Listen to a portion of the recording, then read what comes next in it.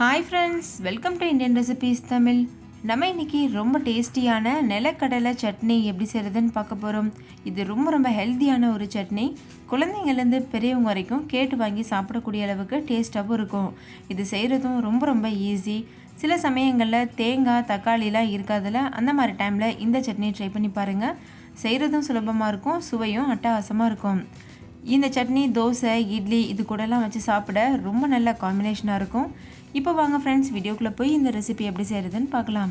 வீடியோக்குள்ளே போகிறதுக்கு முன்னாடி நம்ம சேனல் இந்தியன் ரெசிபீஸ் தமிழை சப்ஸ்கிரைப் செய்யாத நண்பர்கள் சப்ஸ்கிரைப் செய்துக்கோங்க.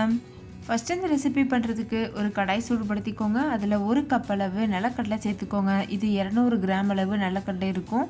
இதை மீடியம் ஃப்ளேம்லேயே வச்சுட்டு நல்லா வறுத்துக்கோங்க. முழுமையாக வறுபட்டதுக்கு அப்புறமா நம்ம ஸ்விட்ச் ஆஃப் பண்ணிவிட்டு அதுக்கப்புறமா இதை நல்லா ஆற வைக்கணும்.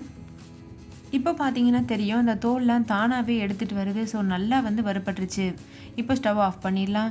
இது ஒரு ஓரமாக இருக்கட்டும். அதுக்கப்புறமா அதே கடாயை மறுபடிக்கும் சூடுபடுத்திட்டு அதில் 1 டேபிள் ஸ்பூன் அளவு எண்ணெய் சேர்த்துக்கோங்க. நான் நல்லெண்ணெயில் செய்கிறேன், உங்களுக்கு விருப்பமான எண்ணெயில் நீங்கள் செய்யுங்க. இது கூடவே 1 டேபிள் ஸ்பூன் அளவு உளுத்தம்பருப்பு, 1 டேபிள் ஸ்பூன் அளவு கடலைப்பருப்பு, இது ரெண்டும் சேர்த்துட்டு மீடியம் ஃப்ளேம்லேயே வச்சு நல்லா வறுத்துக்கோங்க. இப்போ பாருங்கள், இது ரெண்டும் நல்லா வறுபட்டுருச்சு. இது கூட 5-6 பச்சை மிளகாய் சேர்த்துக்கோங்க. இதையும் மீடியம் ஃப்ளேம்லேயே வச்சுட்டு நல்லா வறுத்துக்கோங்க. இது கூட ஒரு சின்ன துண்டு புளி சேர்த்துக்கோங்க.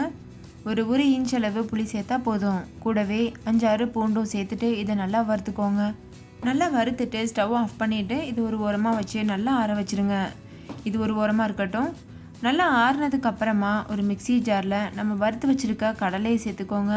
கூடவே நம்ம ஏற்கனவே வறுத்து வச்சுருக்கிற உளுத்தம்பருப்பு, கடலைப்பருப்பு, அதுக்கப்புறம் பூண்டெல்லாம் இருக்குல்ல, அது எல்லாத்தையும் சேர்த்துருங்க.